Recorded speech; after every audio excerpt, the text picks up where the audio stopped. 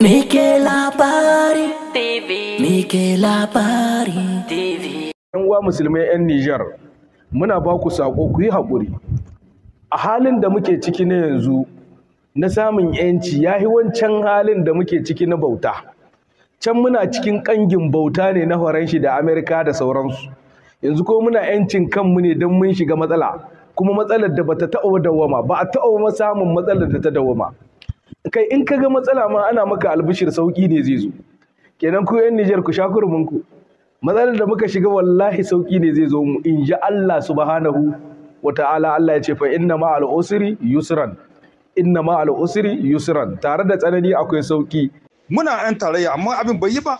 A ce a zaka yau Coldef deja an yi récupéré plus de 42 milliards nan sun kace ko 43 milliards na 44 je crois bien milliards an ko récupéré wanda an kai banna 44 milliards c'est trop d'argent au Niger.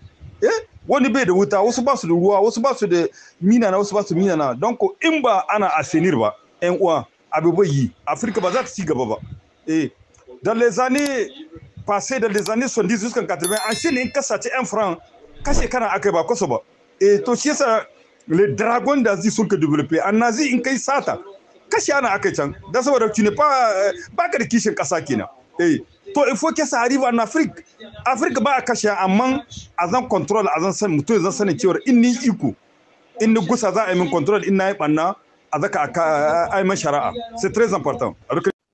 Muna Zan so in ji ra'ayoyinku akan wannan bidiyon. Idan shine zuwanku na farko a wannan tasha, ina mai gayyatar ku da ku danna mana wannan ɗan yatsa mai kalar shuɗi, sannan wannan maɓallin ja, sai ƙararrawa domin samun sababbin shirye-shiryenmu. Da haka nake ce muku sai an jima.